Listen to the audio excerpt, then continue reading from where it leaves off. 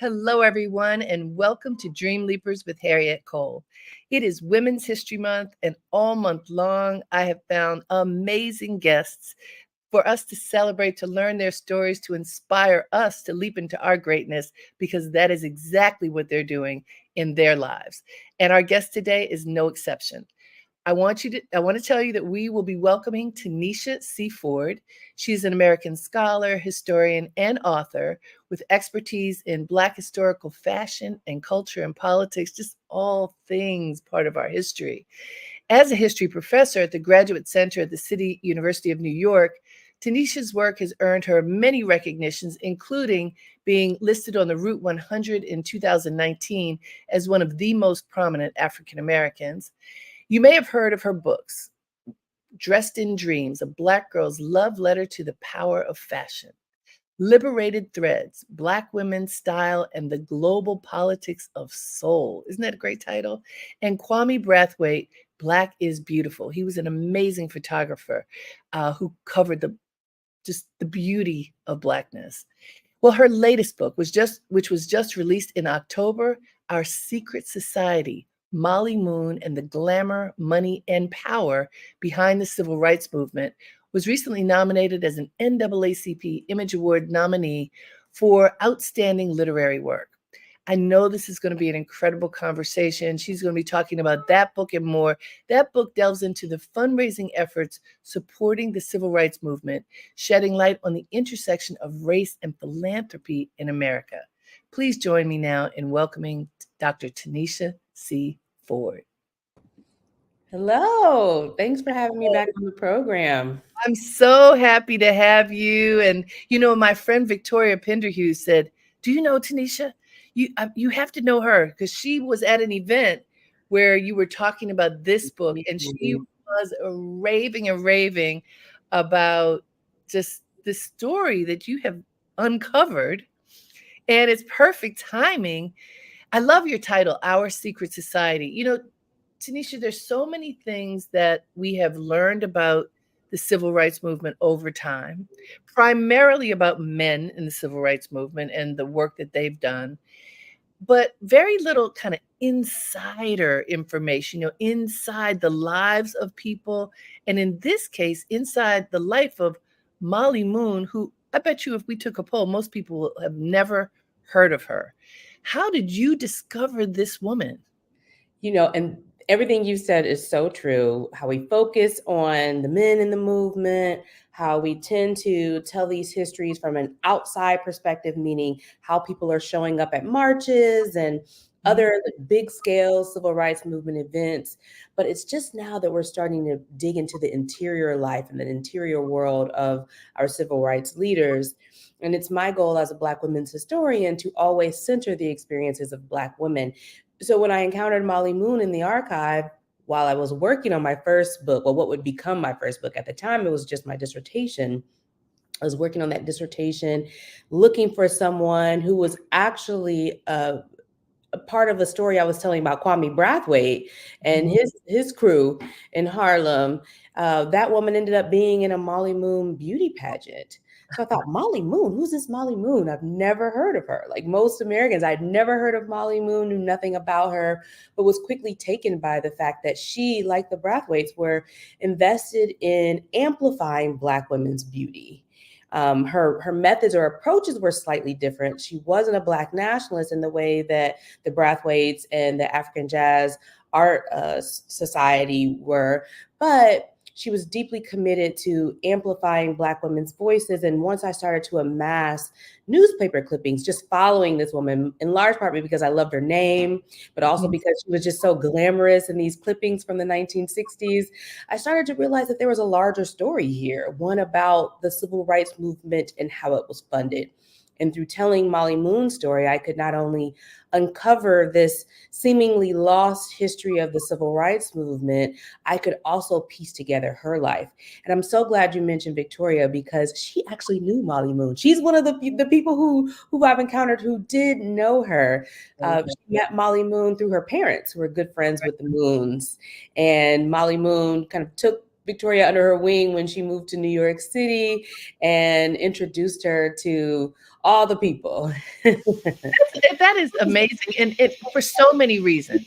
And you know, the world is this big. We say how small the world is, but often people think about the civil rights movement as something that was so far away that, you know, it is history, but that like it's history and we're not necessarily connected to it. So for me, much older than you, I was born in that space. I was a little kid, but I was born in the 60s. And there are lots of people who are directly connected to the civil rights movement wherever they're from. You know, I'm from Baltimore. There are a lot of people from Baltimore who were part of the movement in that way that you described with Mollie Moon. There was an so-called elite Black culture that the black tie Black folk, and my parents were part of that crew.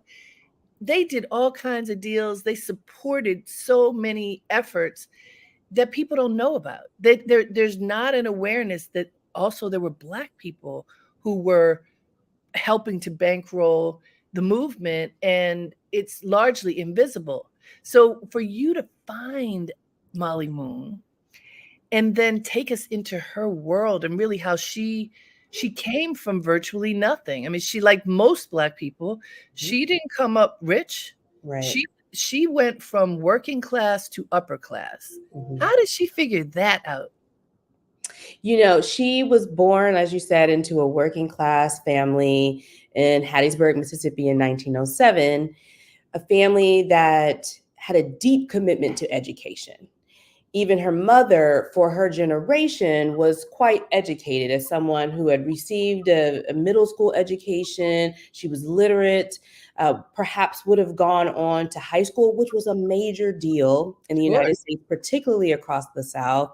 She attended Russ College's secondary school, where she, went to school through 8th grade, had Mollie, and was married, had Mollie, ended her schooling there, but encouraged Mollie most certainly to go on to achieve in the realm of education.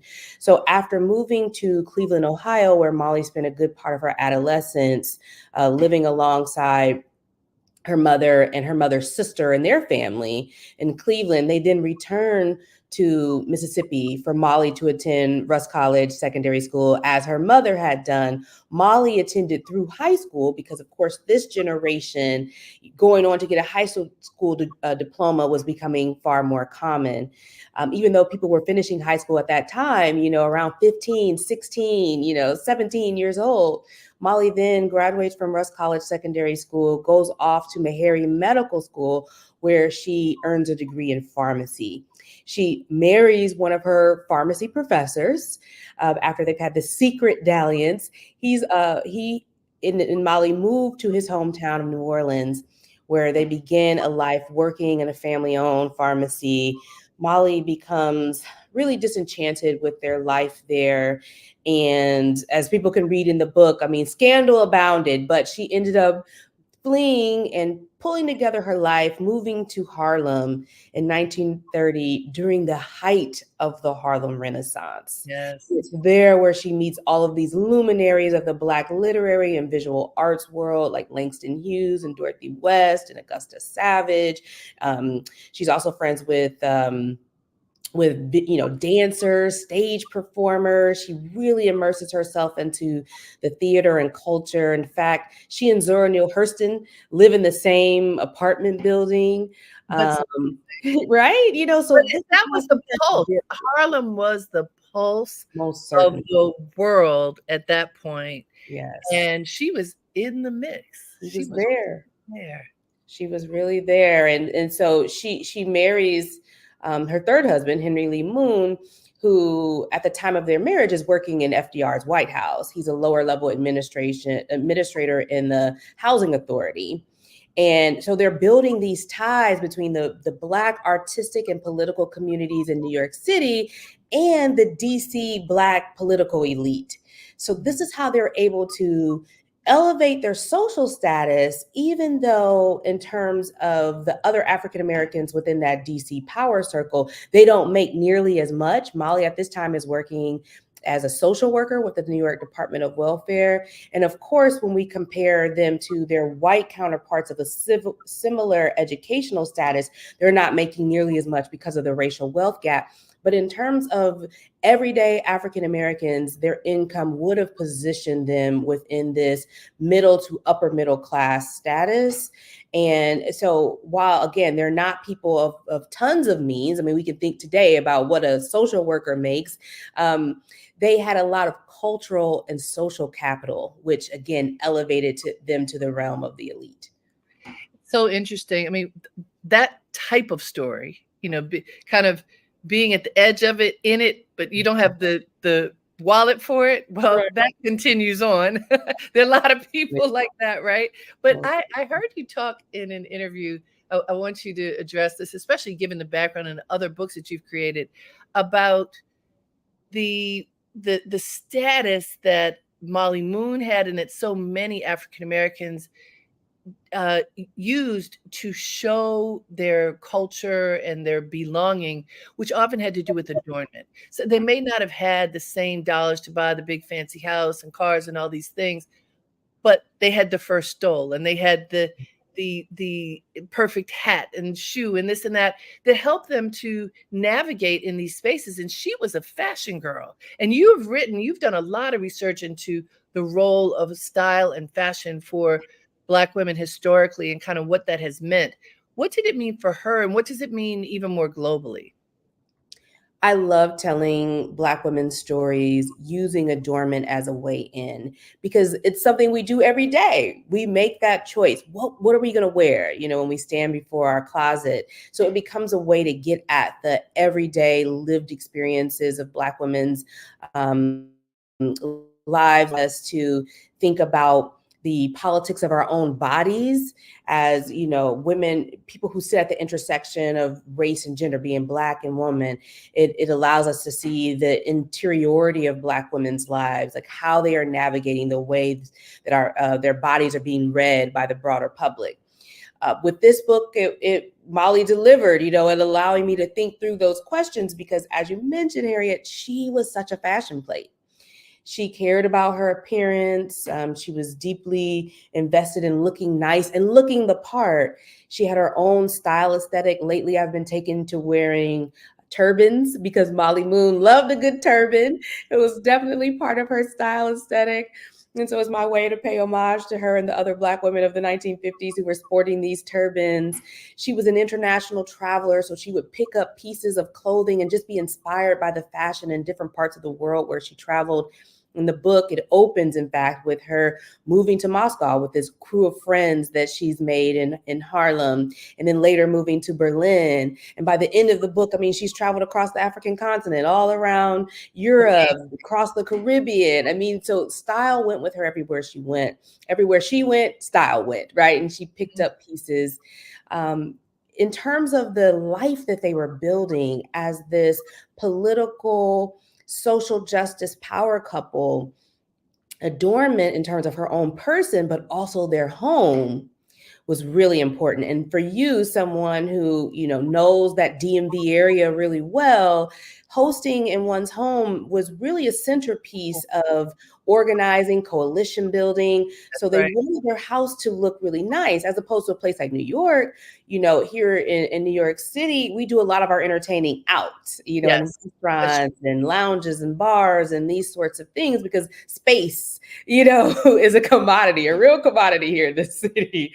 So she took, put a lot of effort into designing their home to make sure that it, met the standard of other DC families, sometimes even not paying a phone bill or paying it a little late, because those stories are so interesting. I mean, I just want folks to know, like, in this book, even as Tanisha is being so generous in telling us the stories, there's so much more in the book, because you get to see the reality. Like, how do you do these things when you don't really have the money? And many of us have had these experiences, and you take us all the way in to, I bought that couch, baby, but some potatoes for for a while. Let me remind folks, this is Dream Leapers with Harriette Cole, and I'm so excited that we have with us today Dr. Tanisha C. Ford. She's written a bunch of books, but today our focus is on her new book, Our Secret Society, Mollie Moon and the Glamour, Money, and Power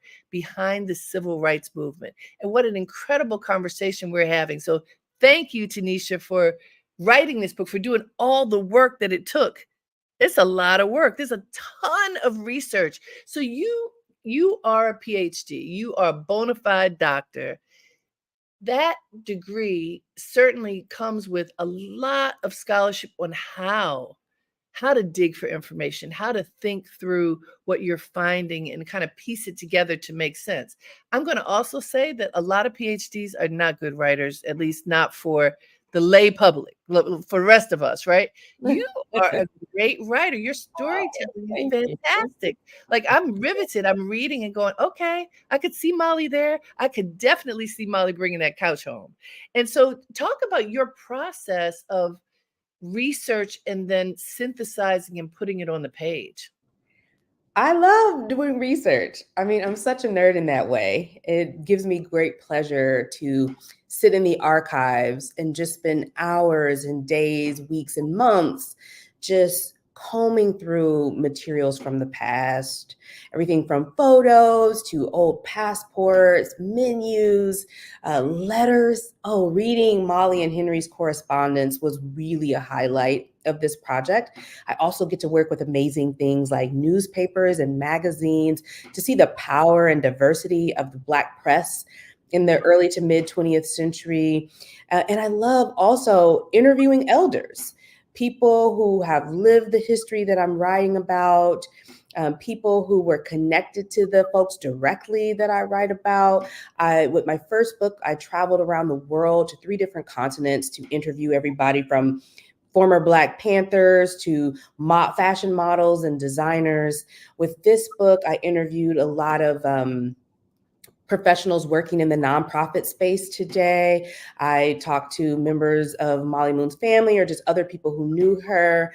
I spent a lot of time in the records, the financial records of the National Urban League, a good amount of time at the Rockefeller Archive Center, going through the papers of the major philanthropic foundations that also gave money to the civil rights movement. And then the challenge is, okay, I have amassed this incredible archive of materials. How do I then read those archives, those documents, those objects, and to tell a story, to pull together what is this story? And then how do I tell that in a compelling way? And so in that regard, I would say that this book is my most ambitious project to date.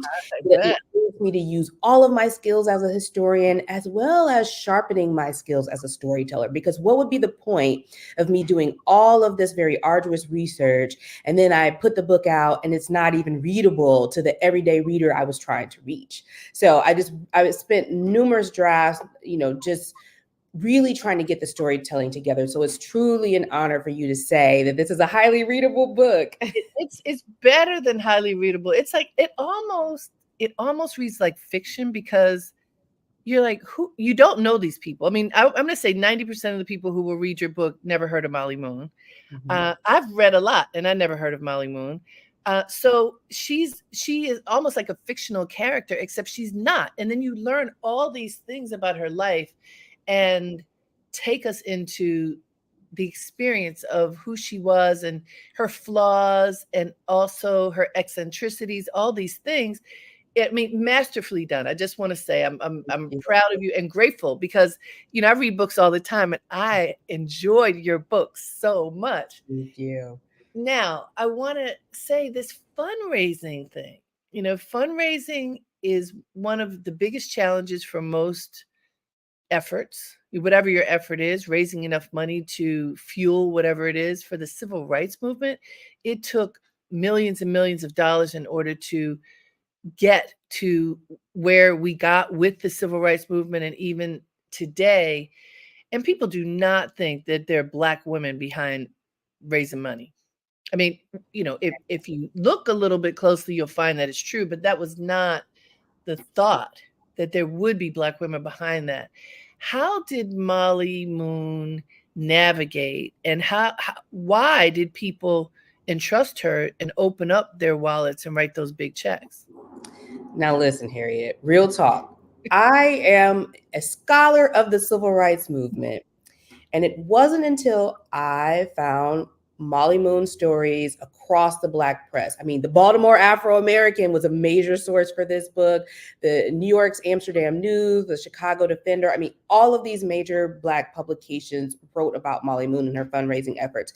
But it wasn't until I found her that I realized, huh, I hadn't even been thinking about how money was raised for the movement. I hadn't even been thinking about the fact that it cost money.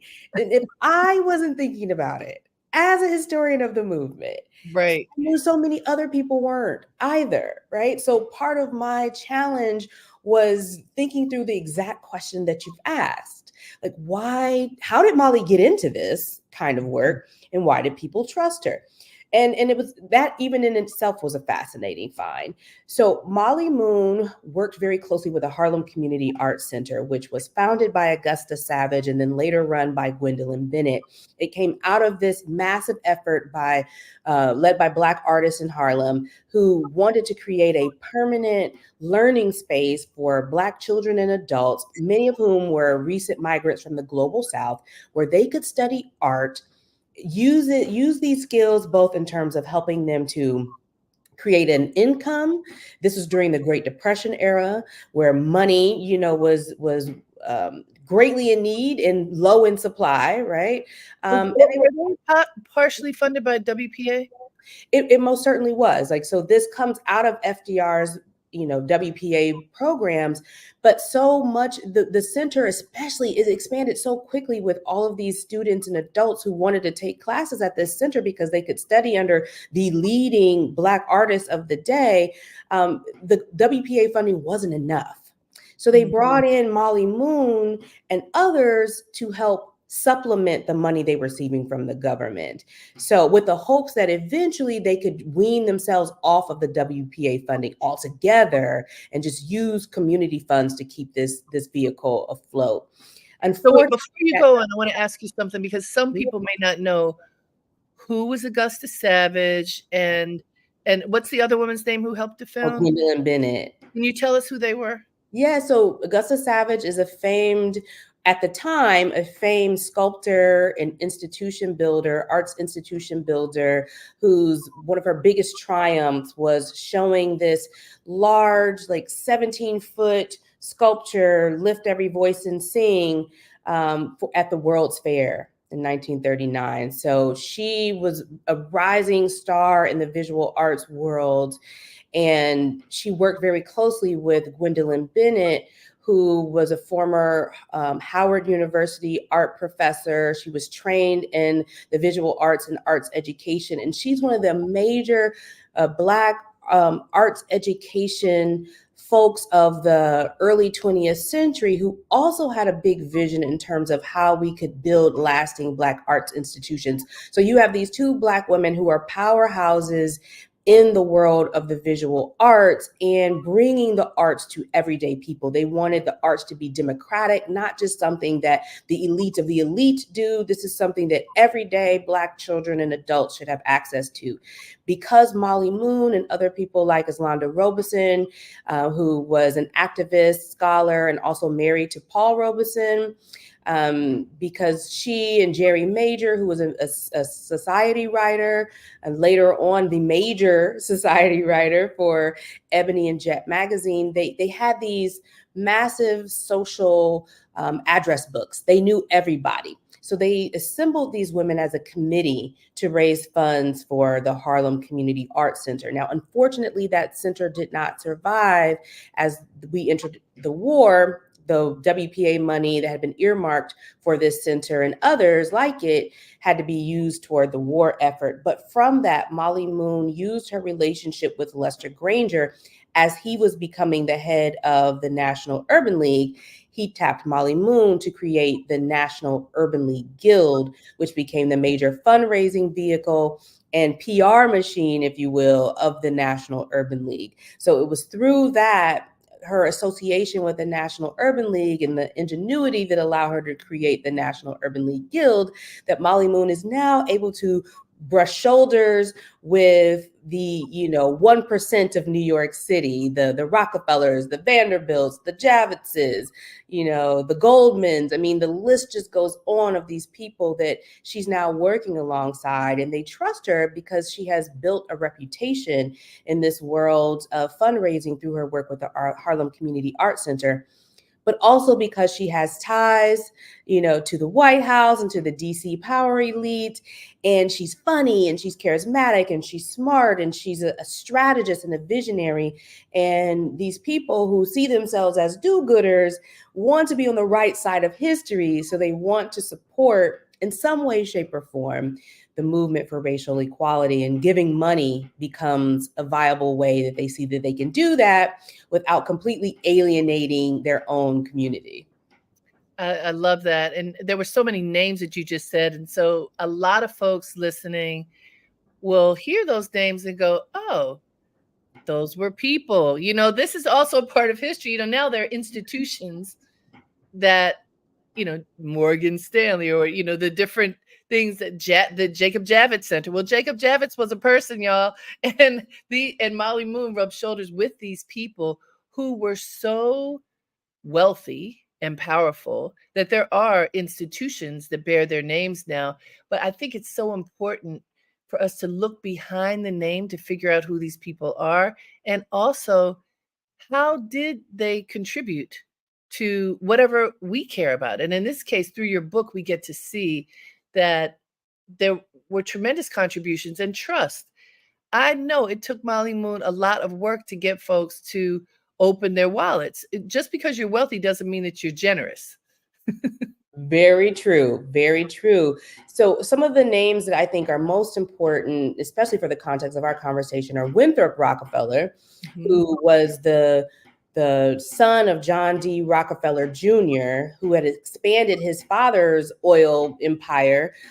So Winthrop was born into extreme generational wealth, but he was considered the maverick of the family who didn't want to follow in the family business. And so part of the way he rebelled was by supporting the civil rights movement in ways that his other family members weren't. I mean, they had a long history, the Rockefellers, of supporting HBCUs. I mean, definitely Spelman College is named after Laura Spelman Rockefeller. And there's Rockefeller Hall on Spelman's campus. I mean, because of the Rockefellers giving to what became known as Spelman College. But he wanted to be directly involved, not just toss down money to these communities. So you have Winthrop Rockefeller. She also worked very closely with Jean Vanderbilt, who married into the Vanderbilt family, but also came from a very prominent New York City high society family as well. And the strategy that had been created by Lester Granger and other major leaders of the National Urban League at that time was to get these extremely wealthy, powerful, and influential white folks who perhaps in their family were the ones who were more inclined to support the movement, to get them involved, and then use them to recruit their friends, their stodgier friends who might have been more reluctant to support this cause. So Winthrop Rockefeller, Jean Vanderbilt, and others hosted events. They co-chaired events for the National Urban League. And because at least those particular folks understood that as white folks, your place wasn't at the center of the conversation, it meant that they were able to follow Mollie's lead in many ways. Now, people can read the book to see that this didn't always go well. And in fact, the Black community had a lot to say in response to this, because there was a lot of fear that getting these rich folks involved would steer the movement in a direction that would lead to a slowdown in their efforts, right? Or pull it from these very core grassroots concerns and move it into something that the multimillionaires of the world felt were safe issues to tackle. Yeah, interesting. Hey guys, this is Dream Leapers with Harriette Cole. What a fascinating conversation we are having with Dr. Tanisha C. Ford about her book that was just released. It is called Our Secret Society: Mollie Moon and the Glamour, Money, and Power Behind the Civil Rights Movement. I love that. Glamour, money, and power. We think about power and money. We don't often think about glamour, but all of it was important, and it's all in this book. I love that, Tanisha. I'm curious, and I know you write about this a little bit. Where there is a powerful black woman, and maybe just a powerful woman, period, in a relationship, in a marriage, that can be tough.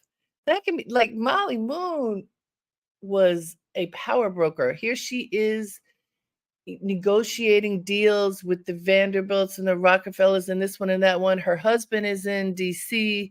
She's going back and forth between DC and New York. This is husband number 3. So clearly it hasn't always worked out. How is she managing her personal life and relationships when it can be just be tough when, theoretically the man is the one who's supposed to be doing all this stuff. And this is generations ago when the man was really supposed to be doing it.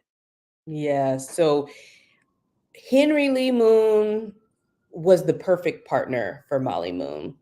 And it's interesting to read their correspondence at this moment that they're dating, because like her first marriage, this marriage is a secret. In fact, all of her marriages were a secret to a certain degree, like the origins of the relationship, so to read their letters and to see how Henry and Mollie have this secret romance going on and their friends don't even really know it. And then they pop up married and their friends are like, what? We didn't even know they were dating. But I say he was the perfect partner for her because he understood her. He was one of the people that Mollie Moon allowed to see her unvarnished self, the fullness of who she was, all of her flaws, her missteps, her talents, her skills, everything. Henry got to see those parts of her, and he loved those parts of her. And he knew that she was a powerhouse. He knew that she had a vision of her own and that they could be powerful together. In fact, there's a chapter in the book that I named Power Couple, using our very contemporary language to frame their marriage. But he knew that she was going to be a movement by herself, right?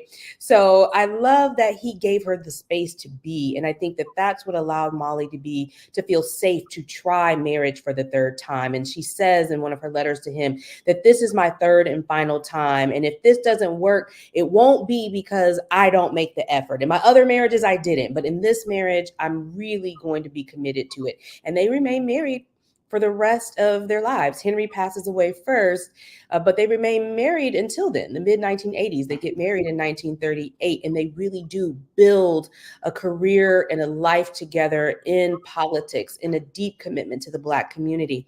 So it's Henry, in fact, who gets tired of their commuter marriage and moves back to New York City. Mollie doesn't move to DC with him like we would think a more traditional woman would do. She doesn't. He moves back. He finds a job in New York City. And so by the time we get to the key years of the civil rights movement, she's a major figure, very public facing in the National Urban League. And he's the publicity director for the NAACP. So they really have achieved this dream of being a social justice power couple. But as you said, with that comes all sorts of stereotypes or misunderstandings about their relationship, their marriage. Like, why would this guy want to be with a woman who's so public facing? Even more than he? It's Mollie Moon, who has the highly visible public profile.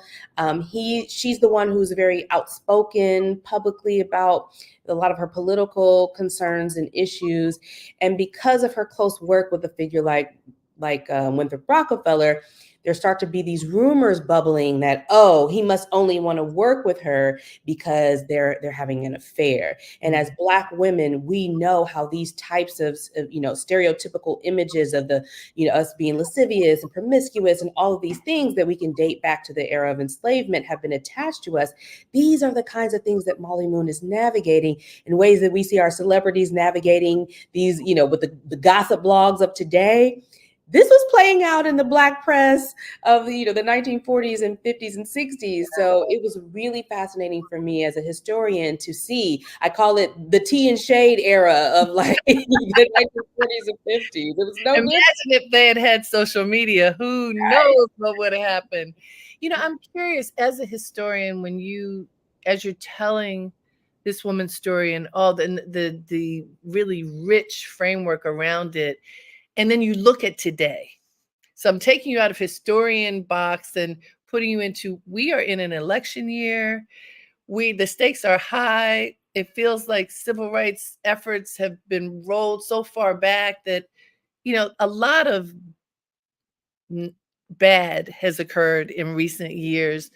And there are questions about where is the money coming from today, if we even for sure know what our causes are. I mean, there's so many questions, but I'm just wondering if there are any lessons that you have gleaned from studying Mollie Moon so deeply that might be helpful for people today who want to rise up and make a difference and stand up for people's rights. What have you learned that tangibly we might be able to do today? I was writing this book during the deepest part, the most intense part of the COVID-19 pandemic, and seeing so many similar dynamics unfolding, both in terms of the pandemic and the ways I live in Harlem, the ways in which Black and Brown communities were disproportionately impacted by the virus because of our historical lack of access to equal health care. And then once, George Floyd was murdered by the police and we took to the streets to protest. And then in response to that, you see these corporations and philanthropic foundations pledging all of this, I call it guilt money, to Black Lives Matter and other movement for Black Lives organizations. And it mirrored what I saw happening historically in the 1950s, particularly after the Brown v. Board of Education court case, Supreme Court case, which outlawed racial segregation in this country, legally at least. So to me, it felt like a changing same. And one of the things I saw during that period that I really think that we should hold on to, particularly as an African American community, is the importance of our mutual aid networks. How we have moved money within our own communities to support our own. It is our mutual aid networks that are bolstered by our grassroots community-based organizations that understand the needs of our communities and the most vulnerable people of our communities. In times of need, it is us who show up for us. In the book, I term this the Black Freedom Financial Grid, because that grid is always working to move money across neighborhoods, across cities, across regions in this country to support our own communities. And the reason why I say this is important is because in 2020, all these people made pledges to organizations. Some came through with them, others did not. We saw corporations building these extensive DEI programs and initiatives.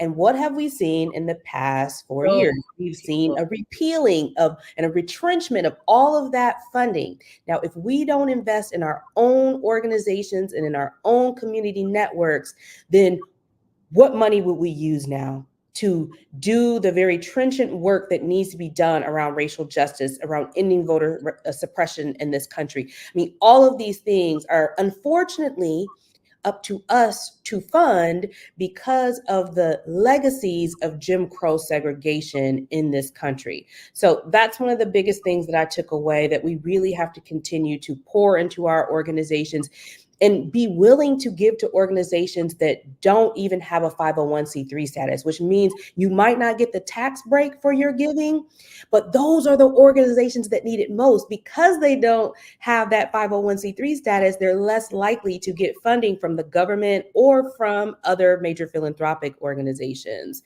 So it's up to us to, support the kind of change in institution building that we want to see in our communities. I think that is so important. And I think today a lot of people need to open their eyes and say, what are the organizations that we need to be paying attention to? Is it legacy organizations, as you mentioned, some that don't have 501c3 status? How do people figure out who's actually doing the work? I mean, that is tough, because there seems to be an abundance of nonprofit organizations, even though, what seems like and what is actually the case there might be some, differences there. And because we often see the big name organizations, the legacy organizations, so we don't know the other things. I think the one of the ways to do it, I give to a variety of organizations. I do give to the NAACP's Legal Defense Fund, but I also give to very local organizations like Brotherhood Sister Soul. I give to Girls for Gender Equity. I do a lot of support for organizations that deal with Black women's reproductive health and reproductive justice. So it is really an issue of learning who are the leaders in your own community and making your own community be the base for your giving. And once you start to know, so I know Girls for Gender Equity, and I love the work that they're doing over there around gender and equity. And so if I know Joanne, then I can say, Joanne, what other organizations should I know about? So it's really about doing what our elders used to do, which was staying tapped into our local community, not get so dazzled by social media that we don't keep our eye on what's going on in our own neighborhood. So that's what I would say. Start with a community leader you trust, get their advice on how to give, and not just money, time. If you have an opportunity to show up and volunteer, put in that sweat equity for the causes that you support. I think that's so important. And I would say that, a lot of times people just are, well, there are people who are really into doing the work, and then there are people who are completely disconnected. And I just want to say to every person within earshot of this conversation, be inspired by this work, Tanisha, that you're doing. This book is incredible, and I learned so much. And then do something. Like, don't just be apathetic. We can't just be apathetic. That there's no time for that. There are people who did so much work in order for each and every one of us to be where we are today. And it is our responsibility to carry that torch in whatever way we can. And I love your recommendation about looking locally, because where we live, we want to make sure it's okay. Where we want to make sure the children are fine, the young adults are fine, the elders are taken care of. And how do we do that? By taking action. This is so important. Congratulations on your book. Thank you. It's so good. And I'm just curious. So, I mean, I know you're on this book tour now, but what research are you doing right now? What's coming next? There's no rest for the weary, Harriette. I know you know this as well as anybody else. So you already know I'm working on my next book project. I am actually working on what I'm calling an experimental biography of Augusta Savage, the important visionary, sculptor, and institution builder I mentioned earlier in our conversation.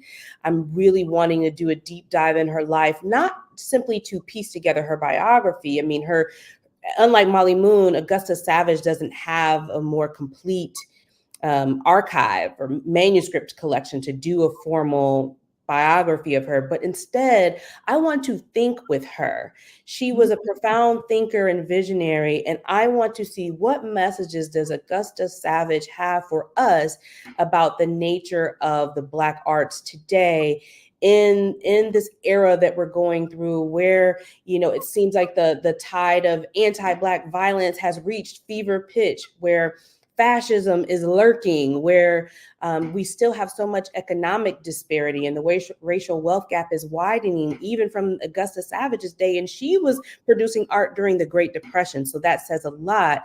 I think she has a lot of lessons for us to understand how to truly create change and the central role of the arts in any kind of freedom dreaming that we imagine doing as a community. I love that description, freedom dreaming. The whole point of Dream Leapers is to help people to access and activate their dreams, and to dream through the lens of freedom. That's everything. I mean, freedom is everything. It makes you capable of dreaming. Yes. And I'm so glad, what, because of reading your work, I'm not at all surprised that Augusta Savage is next, because you can tell. It feels like you fell in love with Augusta Savage just by getting to know Mollie Moon. I did. I really came to appreciate her. That's another gift that Mollie Moon has given me, Augusta Savage. Augusta Savage. So for everyone today, get your copy right now of Our Secret Society. It's a book that you can talk to your friends about, and most people will know a little bit, but not a lot. So it's a juicy conversation that you can have about the, you know, what's behind the scenes in the African American community and beyond, you know, with the highest of echelons of the 1% of 1%. And then this woman who rose from a working class family to really being a power broker. So thank you for all the research that you did, Tanisha, in order to make this happen, and for your just excellent writing skills, because you make it a joy to read. Thank you and congratulations. Thank you. Thank you so much, Harriet. I love Dream Leapers. I love you, and I appreciate you for having me on again. Well, thank you so much. And everyone, thank you so much for joining in this conversation with Dr. Tanisha C. Ford. I'm going to tell you the book again is Our Secret Society, Mollie Moon and the Glamour, Money, and Power Behind the Civil Rights Movement. Pick up your copy now. You will love it, and share it with your friends. Until next time, have a great day and make it count.